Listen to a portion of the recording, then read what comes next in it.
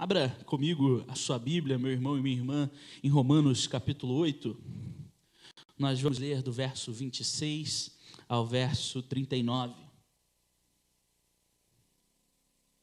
Romanos capítulo 8, do verso 26 ao verso 39.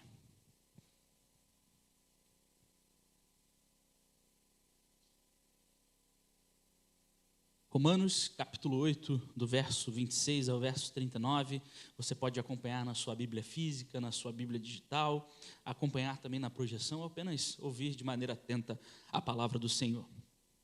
Romanos, capítulo 8, do verso 26 ao verso 39, diz assim a palavra do nosso Deus. Da mesma maneira, também o Espírito nos ajuda em nossa fraqueza, porque não sabemos orar como convém. Mas o próprio Espírito intercede por nós com gemidos inexprimíveis. E aquele que sonda os corações sabe qual é a mente do Espírito, porque intercede pelos santos de acordo com a vontade de Deus. Sabemos que todas as coisas cooperam para o bem daqueles que amam a Deus, daqueles que são chamados segundo o seu propósito. Pois aqueles que Deus de antemão conheceu, Ele também predestinou para serem conformes à imagem de seu Filho, a fim de que Ele seja o primogênito entre muitos irmãos. E aos que predestinou, a esses também chamou. E aos que chamou, a esses também justificou. E aos que justificou, a esses também glorificou. Que diremos então, à vista dessas coisas? Se Deus é por nós, quem será contra nós? Aquele que não poupou o seu próprio filho, mas por todos nós o entregou, será que não nos dará graciosamente com ele todas as coisas? Quem tentará acusação contra os eleitos de Deus? É Deus quem os justifica. Quem os condenará? É Cristo Jesus, quem morreu, ou melhor, quem ressuscitou, o qual está à direita de Deus e também intercede por nós. Quem nos separará do amor de Cristo? Será a tribulação, ou a angústia, ou a perseguição, ou a fome, ou a nudez, ou o perigo, ou a espada? Como está escrito, por amor de ti, somos entregues à morte continuamente. Fomos considerados como ovelhas para o matadouro. Em todas essas coisas, porém, somos mais que vencedores, por meio daquele que nos amou.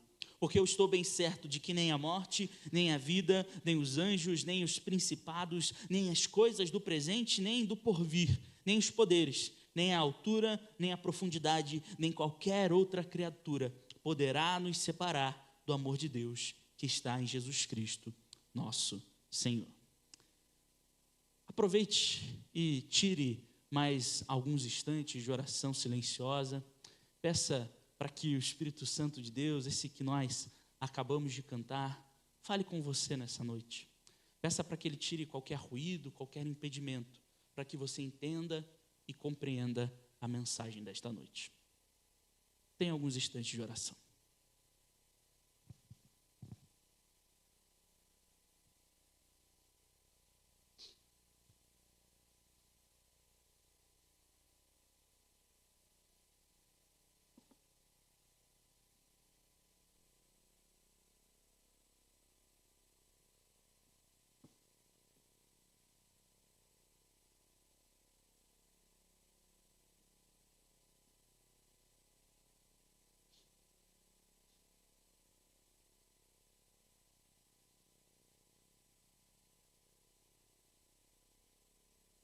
Querido Deus, estamos mais uma vez, ó Pai, falando contigo e pedimos que o Teu Espírito fale conosco, que essa palavra, ó Pai, possa falar conosco nessa noite, que essa palavra abale as nossas estruturas, abale o nosso conformismo, que possamos ser transformados por ela, que possamos ser transformados pelo poder do Teu Evangelho, Senhor. É assim que nós pedimos. Em nome de Jesus. Amém. Irmãos e irmãs, eu gostaria de começar a reflexão de hoje trazendo a você uma espécie de volta ao passado. Por que eu digo isso? Porque no dia 1º de maio de 1994, tenho certeza que muitos daqui dos presentes lembram dessa data, o Brasil ele sofreu um doloroso golpe. Eu digo isso porque nessa data, no GP de San Marino, na Itália, morreu Ayrton Senna da Silva, o maior nome do automobilismo brasileiro. Você pode ver a foto dele aqui à frente. E sobre esse fatídico acidente, que, como eu disse, foi um doloroso golpe para o nosso país, o jornalista Rafael Bizzarello escreveu o seguinte: no dia 1º de maio de 1994, o Brasil perdeu Ayrton Senna, e cada brasileiro perdeu um pouco do Brasil. Em Imola, no Grande Prêmio de San Marino da Fórmula 1, o ídolo e tricampeão mundial estava no auge da carreira quando a barra de direção da Williams FW16 quebrou e o carro foi direto para a barreira da curva Tamburello. A morte de Senna, aos 34 anos, foi confirmada horas depois do acidente no Hospital Maggiore, em Bolonha, na Itália. É interessante, meus irmãos e minhas irmãs, que Bizzarello, na sua reportagem, ele diz que cada brasileiro perdeu um pouco do Brasil com a morte de Senna. E por que ele diz isso? Porque a morte dele, meus irmãos e minhas irmãs, gerou uma enorme comoção nacional naquela época. Não sei se você se lembra disso. Para se ter ideia do tamanho do impacto da morte de Ayrton Senna no nosso país, alguns repórteres, alguns jornalistas dizem que aquele foi o dia em que o país parou.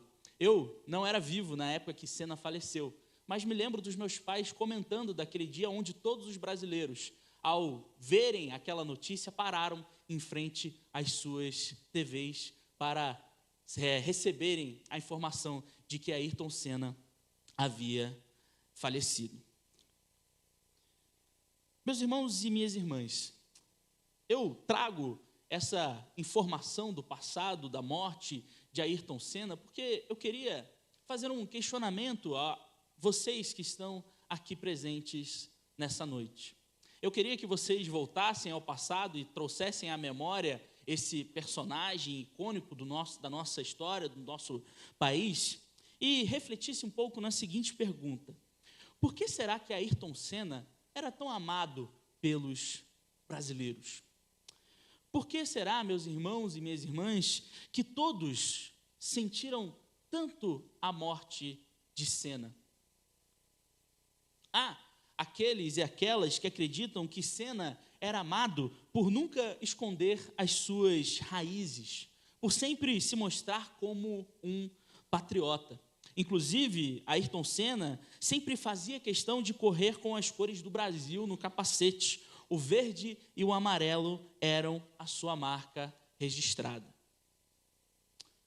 Todavia, meus irmãos, apesar de eu concordar que, de fato, Ayrton Senna foi um grande patriota, um grande representante, um grande amante do nosso país, todavia eu penso que há um motivo anterior ao patriotismo para que Senna ele fosse tão amado pelos brasileiros. Para mim, o amor das pessoas a Ayrton Senna alicerçava-se no sentimento de segurança que ele trazia. O que eu quero dizer com isso, com esse sentimento de segurança? Eu quero dizer, meus irmãos e minhas irmãs, que todo brasileiro que assistia às corridas de Ayrton Senna tinha plena convicção da sua vitória.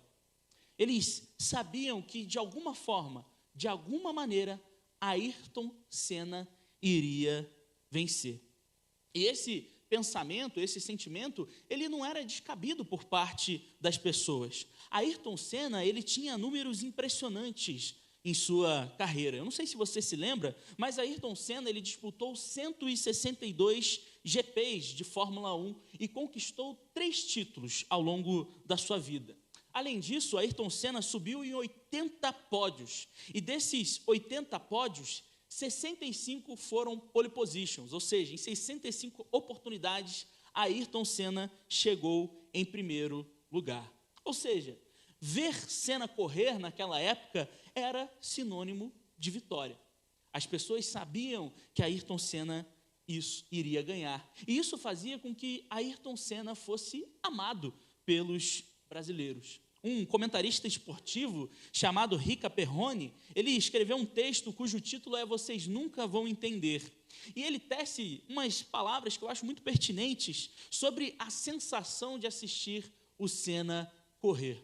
Olha o que ele diz: meus caros jovens, no caso se referindo à minha geração, com todo respeito, vocês nunca vão entender, nem passarão perto disso simplesmente porque o mundo de hoje não comporta um Ayrton Senna e nem permitiria que ele fosse o que foi.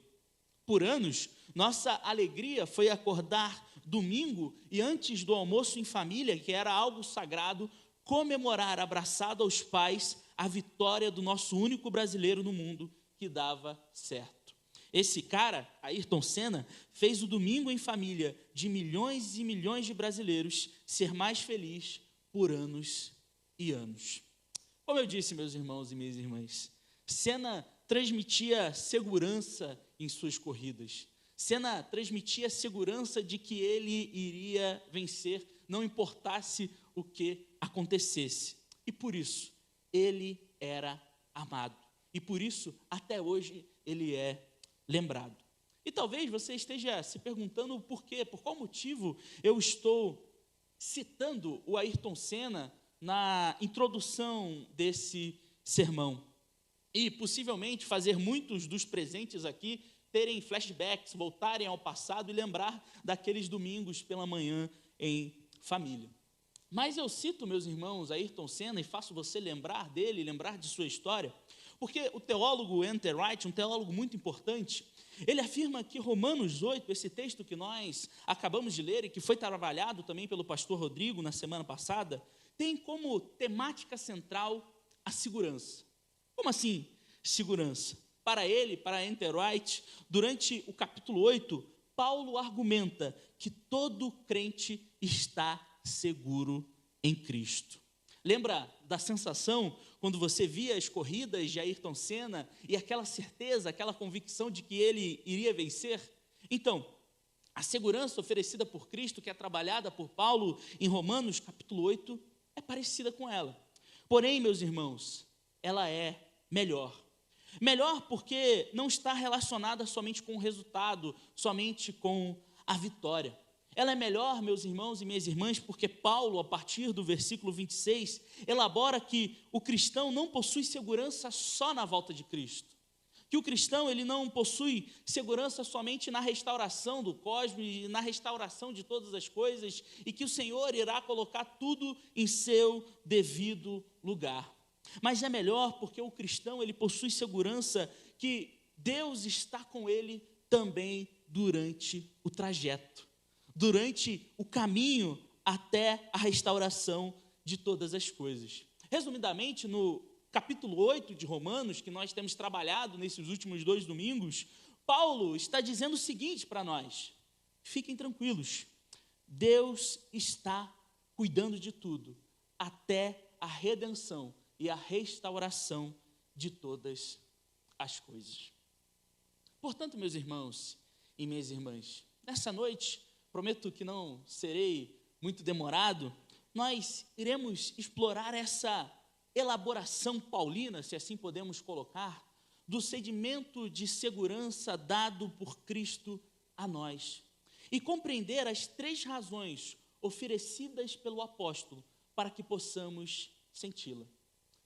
Tentando resumir mais uma vez, o que nós vamos fazer nessa noite é olhar para o texto de Romanos, que nós acabamos de ler, da segunda parte do capítulo 8 de Romanos, e entender por que nós devemos nos sentir seguros, que Deus está cuidando de nós no trajeto até a restauração, no trajeto até o fim de todas as coisas.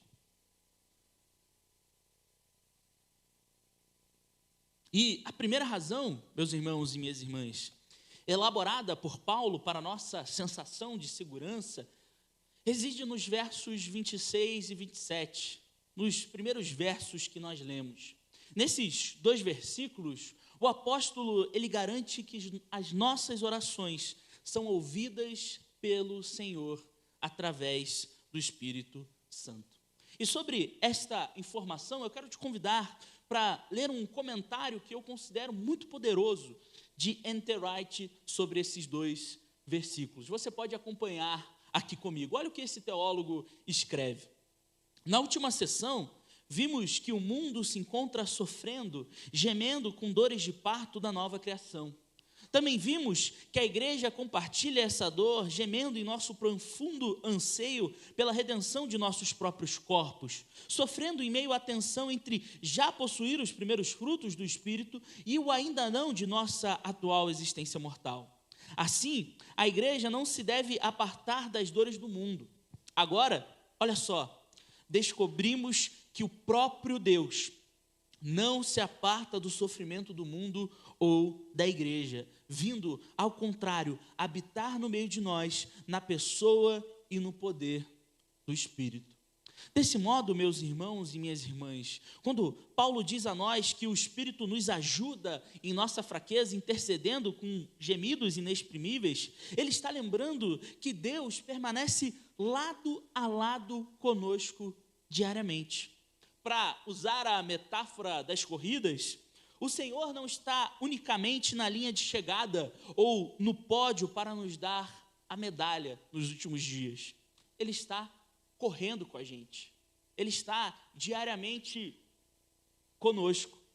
Ele vê e compartilha da nossa ansiedade cotidiana, ele vê e compartilha do suor do nosso rosto, ele vê e compartilha do nosso nervosismo diário, ele vê e compartilha das nossas lesões, dos nossos problemas, das nossas dores, da preparação para a corrida. Em resumo, meus irmãos e minhas irmãs, Deus está conosco. Deus está presente nas nossas vidas. É isso que o apóstolo Paulo está dizendo a nós nesses 2 versículos. Conforme aponta Douglas Moo, o Espírito se junta conosco para suportar os fardos impostos pela nossa fraqueza. Logo, o que nós precisamos compreender nessa noite, diante desses 2 versículos e durante o início da segunda parte de Romanos, é que nós não estamos sozinhos.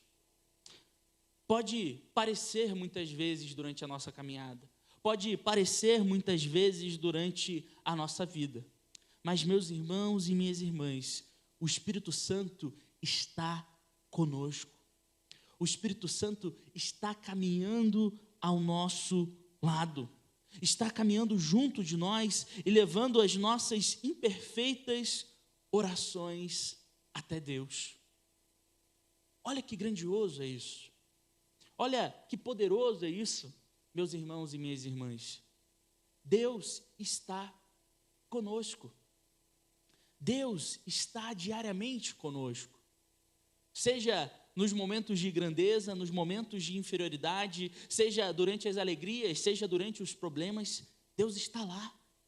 Seja no luto, seja na concepção, no recebimento de uma nova vida, em todos os momentos, Deus está lado a lado com o seu povo através do Espírito Santo.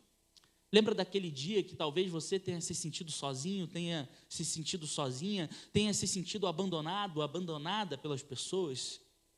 Deus estava com você. Deus estava junto com você. Deus estava ouvindo as suas palavras. Deus estava ouvindo aquilo que você estava dizendo, não somente com a boca, mas também com o coração. Porque Deus, meus irmãos e minhas irmãs, conforme Paulo aponta aqui para nós, caminha lado a lado conosco. E por isso, nós temos esse sentimento e desfrutamos desse sentimento de segurança. Já a segunda razão elaborada por Paulo para a nossa sensação de segurança reside nos versos 28 e 29 e 30 que nós lemos. Nesses 3 versículos, Paulo, ele garante para nós que o curso das nossas vidas está nas mãos de Deus. E para fundamentar essa garantia que ele está falando, ele traz a temática da predestinação. Atualmente, há muitos equívocos interpretativos no que diz respeito à doutrina da predestinação. Infelizmente, grande parte dos crentes pensa que crer que Deus nos predestina significa enxergar a humanidade como robôs. Achar que não temos vontades, achar que não temos desejos, ou achar que nós de alguma forma não temos autonomia.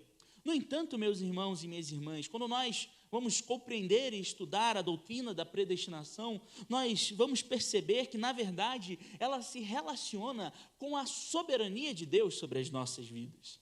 Sproul, um importante teólogo do século XX e também do século XXI, ele trata o assunto de maneira muito sábia, e por isso que eu queria te convidar a ler mais um trecho. Eu sei que é um trecho longo, mas eu creio que vai nos ajudar a entender essa importante doutrina. Olha só o que o Sproul coloca, meus irmãos e minhas irmãs. A soberania de Deus envolve sua autoridade e governo sobre todas as coisas que ele fez. Deus governa o universo, e quando ele emite um decreto de acordo com seu conselho e plano eterno, esse decreto se cumpre. Quando começamos uma viagem, temos um destino tensionado, um lugar a que esperamos chegar em segurança. Às vezes, falamos de nosso destino pelo que pretendemos dizer nossa destinação final. Quando a Escritura liga a essa palavra o prefixo pré, que significa de antemão ou em antecipação de, está indicando que Deus decretou um destino para seu povo. Olha só a parte final. Nossa eleição ou predestinação não se baseia em nosso correr, nosso fazer, nosso escolher ou nosso querer. A eleição se baseia, em última análise, na soberana vontade de Deus. É por esse motivo que Paulo, por exemplo, vai pontuar que tudo coopera para o bem daqueles que amam o Senhor. Porque, de modo soberano, meus irmãos e minhas irmãs, Deus está guiando o curso da nossa existência. Pense comigo, nos últimos anos, eu tenho certeza que eles não têm sido fáceis para a maioria dos presentes aqui. Nós enfrentamos doenças, nós enfrentamos guerras, talvez não diretamente aqui, mas no nosso mundo, nós enfrentamos conflitos, nós enfrentamos crises econômicas. Resumindo, nós enfrentamos problemas de todo tipo. E diante desses acontecimentos, diante do rumo que o mundo tem tomado, nós somos tentados a achar que Deus perdeu o controle das coisas. Nós ficamos ansiosos, ficamos preocupados com o futuro, achando que estamos aqui largados, abandonados, e estamos à mercê do cenário econômico, político e social que se encontra o nosso mundo. Entretanto, meus irmãos e minhas irmãs, o que lemos em sua palavra é que nós fomos predestinados segundo os propósitos divinos. Sendo assim, como eu disse, nós não estamos abandonados ao acaso. O Senhor, Ele está cuidando de nós. É isso que a predestinação quer dizer. Que o Senhor está cuidando do seu povo, que o Senhor está cuidando do seu rebanho, está guiando a sua vida e guiando os seus passos. Talvez, diante disso que eu acabei de falar, você esteja se perguntando como, então, lidar com as coisas ruins que acontecem diante da ideia de um Deus que é soberano sobre tudo. Você talvez esteja se perguntando, Lucas, se Deus guia minha vida, se Deus guia os meus passos, se Deus me predestinou, se Deus exerce a sua vontade de forma soberana sobre a minha existência, como explicar, então, aquilo que acontece de ruim a mim? Como explicar, então, os sofrimentos, os problemas que eu enfrento na minha caminhada? O pastor Rodrigo, na semana passada, trouxe uma perspectiva diferente para nós em relação ao sofrimento, mas eu queria também trazer uma outra forma de nós enxergarmos essa coisa. E eu queria citar novamente Sproul, onde ele vai usar um argumento em relação a isso. Olha o que ele diz, meus irmãos e minhas irmãs. Até nossas doenças e perdas nesse mundo estão sob a providência de Deus, que é uma boa providência. Esse é o grande consolo da doutrina da providência, do cuidado de Deus. O fato de que Deus está sobre todas as coisas e as realiza conjuntamente para o bem de seu povo. Ele é a fonte suprema de nosso consolo. O que ele está colocando aqui, meus irmãos e minhas irmãs, mesmo que seja um pouco difícil de entender ou de aceitar, é que até mesmo os problemas, as dificuldades que nós enfrentamos na nossa vida, estão debaixo da vontade soberana do Senhor. Estão debaixo do cuidado que o Senhor exerce sobre nós. Eu não estou dizendo que Deus determina o mal, ou que Deus faz o mal. O que eu estou dizendo é que, apesar de existir o mal, Deus está cuidando de tudo. E você concorda comigo? Sabe por quê? Porque eu tenho certeza que em diversos momentos de dificuldade, em diversas situações difíceis, você sentiu a soberana vontade do Senhor. Você foi cuidado por Deus. Você foi guiado por Ele, ainda que em meio à tempestade. É ou não é? Você sentiu que foi Deus te predestinando até aquela solução. Meus irmãos e minhas irmãs, quando Paulo fala que nós podemos sentir segurança durante o caminho, durante o trajeto, que nós podemos ter esse sentimento e usa a predestinação como argumento, ele está dizendo para nós o seguinte: olha, Deus de modo soberano está cuidando de mim e está cuidando de você, e tudo que acontece da nossa vida é para o nosso bem, porque estamos debaixo da boa providência do Senhor. Estamos debaixo da boa providência do Senhor. Deus, meus irmãos e minhas irmãs, está cuidando de nós. Em resumo, nós sentimos segurança porque Deus direciona a nossa existência e é soberano até sobre os males que enfrentamos. O mundo está passando por dificuldades, o mundo está passando por problemas, mas Deus continua sendo soberano sobre tudo e sobre todos. Por fim, meus irmãos, a terceira e última razão elaborada por Paulo para a nossa sensação de segurança reside do verso 31 ao verso 39. Afinal, nesses versículos, Paulo ele garante que nada pode nos separar do amor do Senhor. Nos capítulos anteriores de Romanos, Paulo ele deu muita ênfase à miserabilidade humana. O apóstolo ele foi incisivo em dizer que a humanidade não é merecedora da graça e do amor de Deus. Contudo, no capítulo 8, o autor da carta, que é Paulo, ele destaca que ainda que imerecidamente o Senhor nos ama.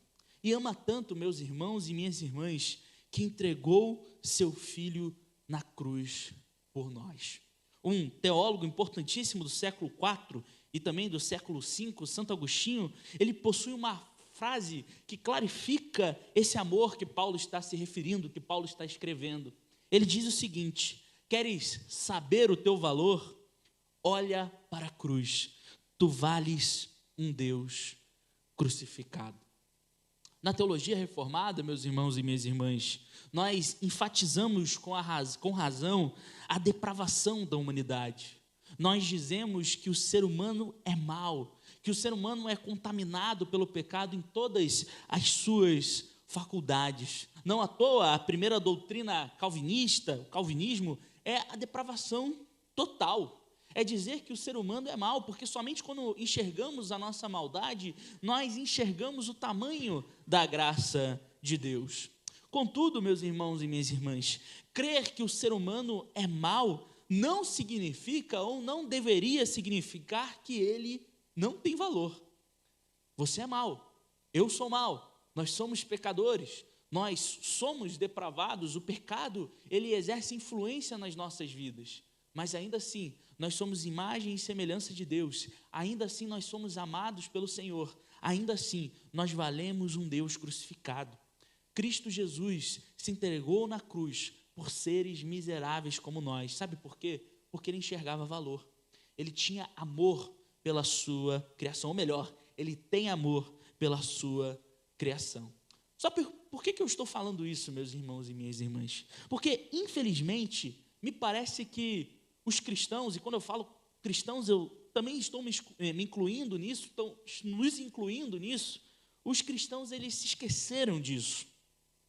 A gente preza tanto para falar sobre doutrinas, sobre temáticas envolvendo o Senhor, sobre os atributos de Deus, para usar uma linguagem teológica. Nós falamos sobre justiça, nós falamos sobre ira, nós falamos sobre bondade, verdade, etc. Mas nós esquecemos de frisar a principal característica que o Senhor é conhecido, pelo seu amor. Deus, meus irmãos e minhas irmãs, é um Deus de amor, e nós não podemos esquecer disso. Nós jamais podemos esquecer disso. Como eu disse, o humano ser pecador não significa que ele tem valor. E por que eu estou falando que nós temos nos afastado dessa verdade? Nós temos nos afastado disso que a Bíblia coloca para nós. Por que, meus irmãos e minhas irmãs? Por exemplo, muitos dos cristãos hoje defendem a pena de morte. Defendem que as pessoas devem morrer. Defendem que as pessoas devem perder as suas vidas. E eu não tiro essa informação da cabeça. Teve uma pesquisa do Datafolha, meus irmãos e minhas irmãs, e essa pesquisa constatou que 57% dos brasileiros são favoráveis à pena capital, são favoráveis à pena de morte. Mas aí talvez você se pergunte, Lucas, mas aí está falando dos brasileiros. Mas, meus irmãos e minhas irmãs, o nosso país, quase 90% da população se diz cristã. Quase 90% da população diz olhar para a Bíblia que nós acabamos de ler e crer nela. Então, como explicar que em um país cristianizado há pessoas que desejam matar aqueles pelos quais Cristo morreu? Esse dado, essa informação é para ilustrar, meus irmãos e minhas irmãs, o fato de nós estarmos nos afastando da verdade principal, primordial da Bíblia, que Deus ama pecadores, que Deus entregou a sua vida por pecadores, que Deus morreu na cruz para que pecadores, para que pessoas ruins fossem salvas por Ele. Para que Deus, verdade que Deus ama gente ruim, meus irmãos. Desculpa o linguajar, mas que Deus ama gente que não presta. Isso que nós temos que entender. Deus nos ama, meus irmãos e minhas irmãs. E Paulo faz questão de frisar isso no texto de Romanos, capítulo 8.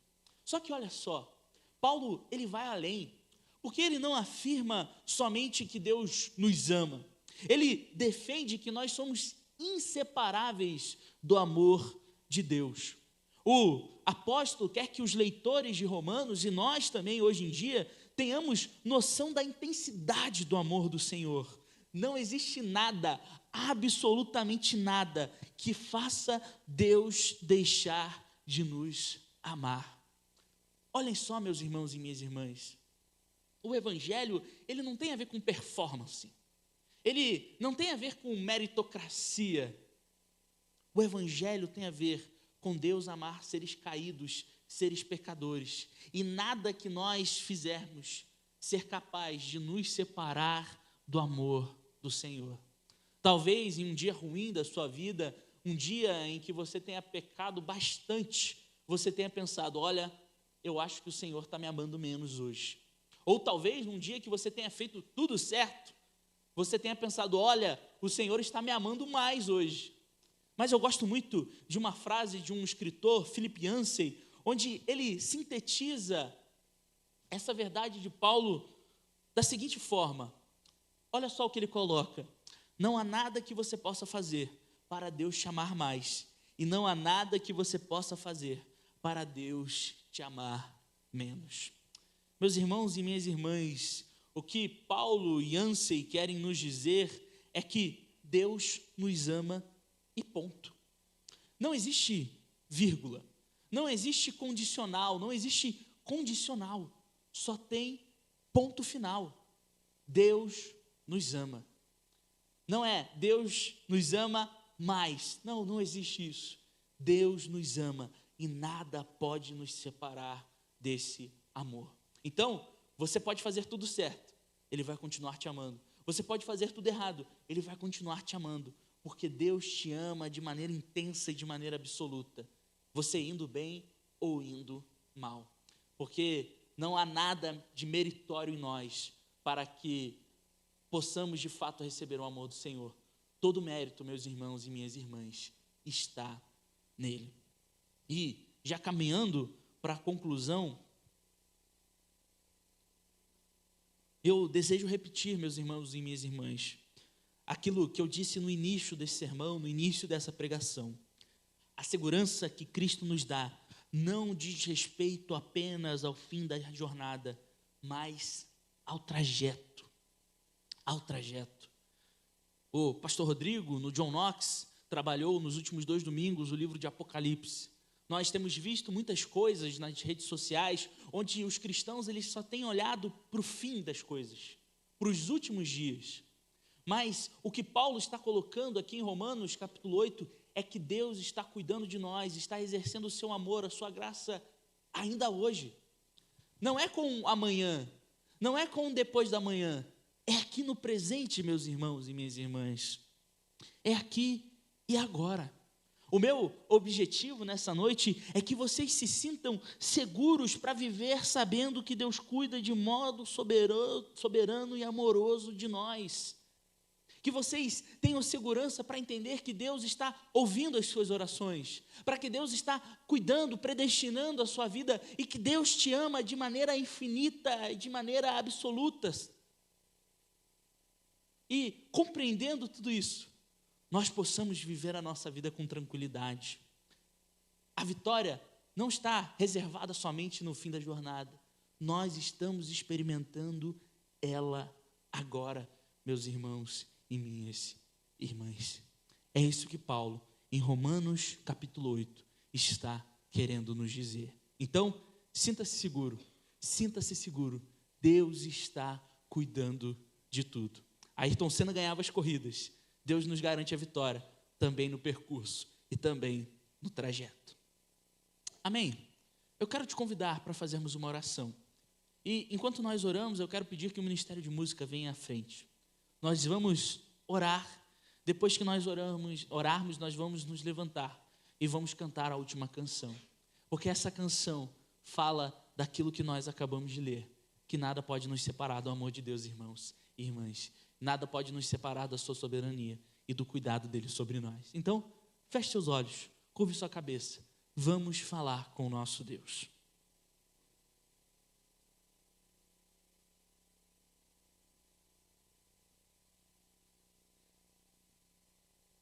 Senhor Deus, estamos mais uma vez, ó Pai, falando contigo.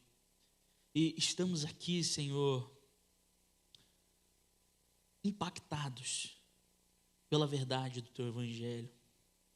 Verdade essa que nos mostra um Deus que é soberano, um Deus que é grandioso. Verdade essa que mostra para nós uma humanidade caída, uma humanidade contaminada com o pecado. Mas ainda assim, verdade essa que nos apresenta um Deus que ouve as orações dos seus filhos. Um Deus que guia de maneira soberana os seus eleitos. E um Deus que ama a sua criação de modo absoluto e de modo grandioso.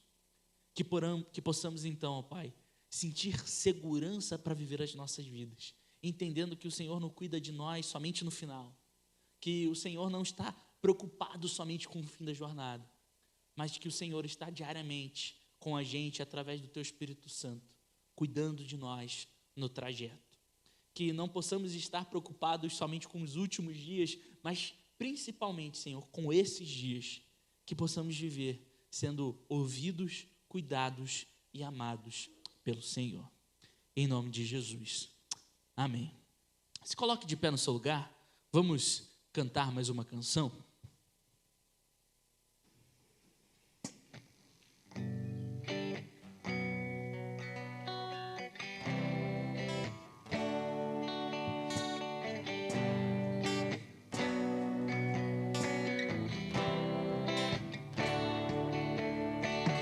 Quem nos separará do amor de Cristo? Será a tribulação, angústia ou perseguição, fome ou nudez, perigo ou espada? Quem nos separará do amor de Cristo? Eu estou bem certo de que nem morte, nem vida, nem anjos, nem principados, nem coisas do presente, nem do porvir, nem poderes, nem alturas, nem profundidades, nem qualquer outra criatura poderá nos separar do amor de Deus que está em Jesus Cristo, nosso Senhor.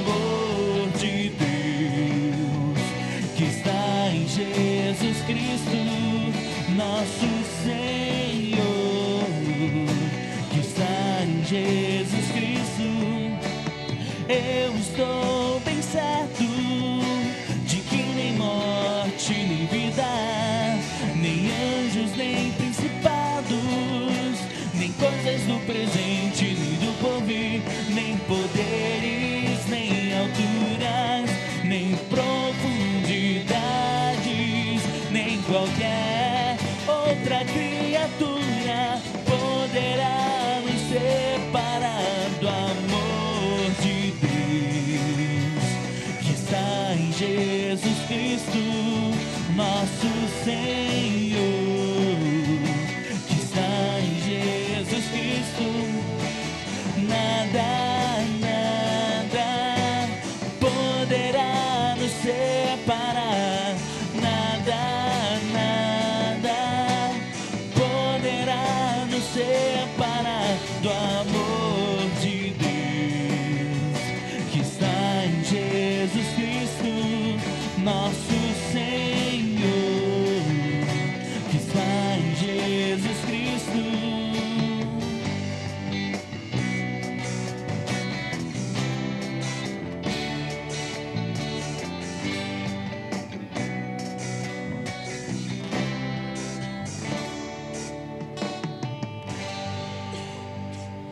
Recebei a bênção, meu irmão, minha irmã.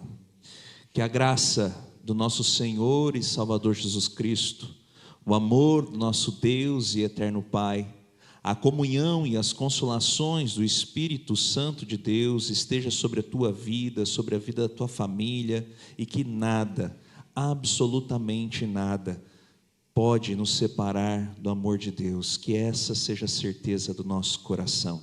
Em nome do Pai, do Filho e do Espírito Santo.